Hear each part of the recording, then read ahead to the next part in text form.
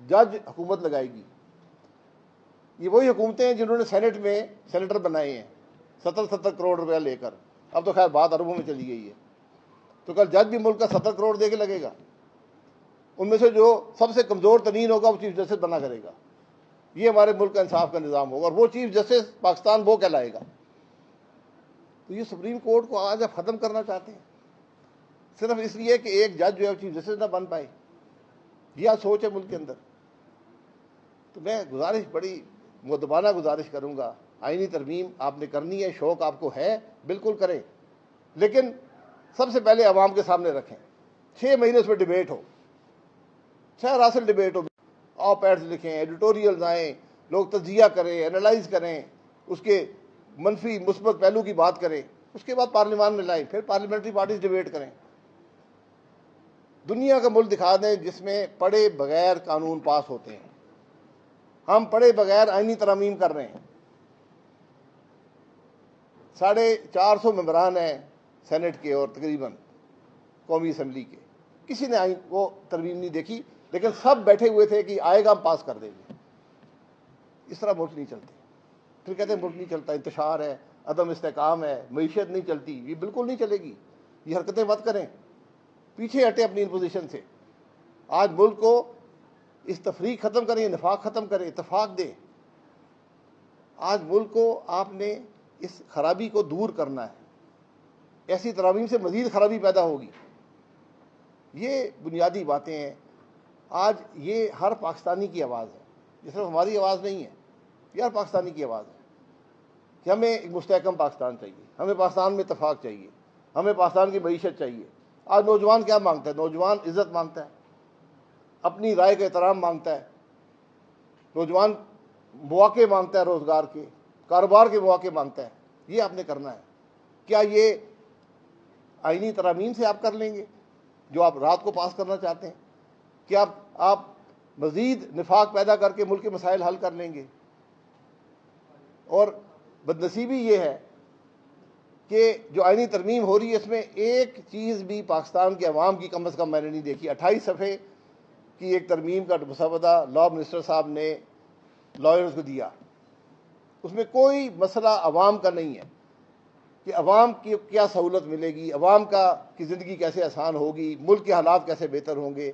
تمام ترمیم یہ ہے کہ کس طرح ہم مزید قبضہ حاصل کر لیں گے, کس طرح مزید کنٹرول آ جائے گا, کس طرح مزید عوام کی زندگی کو مشکل بنائیں گے, کس طرح ہم مزید آئین کی خلاف ورزی کر سکیں گے.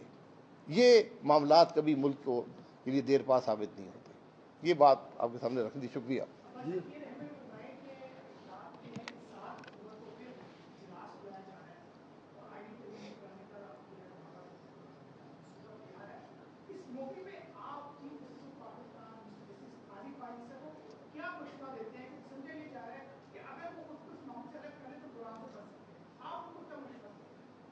میں نے ان کو پہلے بھی مشورہ دیا ہے.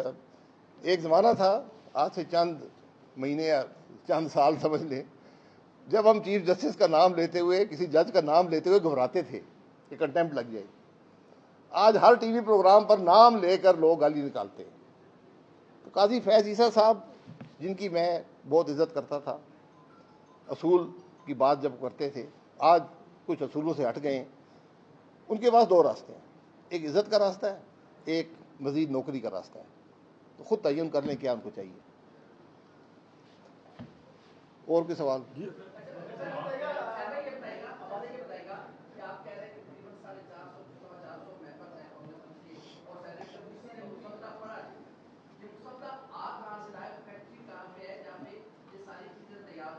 یہ دیکھیں, فیکٹری کی میں اس پہ قیاس آرائی نہیں کرنا چاہتا. یہ ملک کے وزیر اعظم کا کام تھا کہ نہیں پاس ہوا, آ کر کہتے اسمبلی کے اندر کہ جناب یہ میں آئینی ترمیم لا رہا تھا, یہ ملک کے فائدہ ہوتا اس سے, یہ عوام کا فائدہ ہوتا, اور وہ ترمیم پاس نہیں ہوئی, ہم عوام کے سامنے رکھتے ہیں. ایک لفظ وزیر اعظم صاحب کا نہیں آیا اس میں. عجیب بات ہے, نہ کابینہ کے ممبران نے دیکھا ہوا مسودہ, نہ قومی اسمبلی کے ممبران نے, نہ سینٹ کے ممبران نے.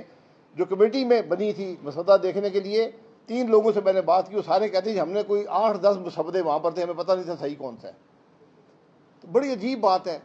اور پھر اگر یہی آپ کوشش کریں گے قانون شاید پاس ہو جائے.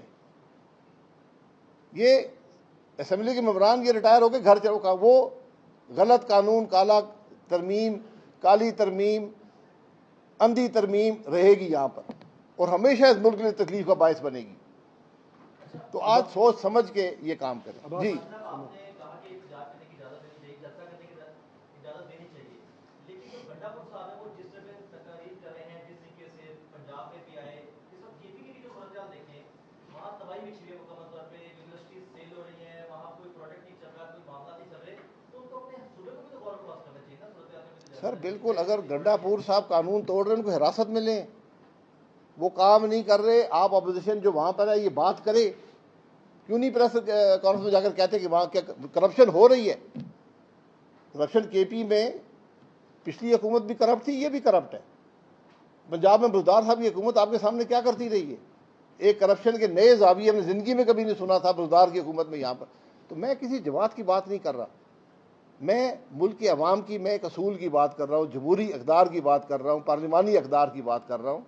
یہ کتابوں میں نہیں لکھی ہوتی کہ اخلاقی اقدار کیا ہیں، جمہوری اقدار کیا ہیں.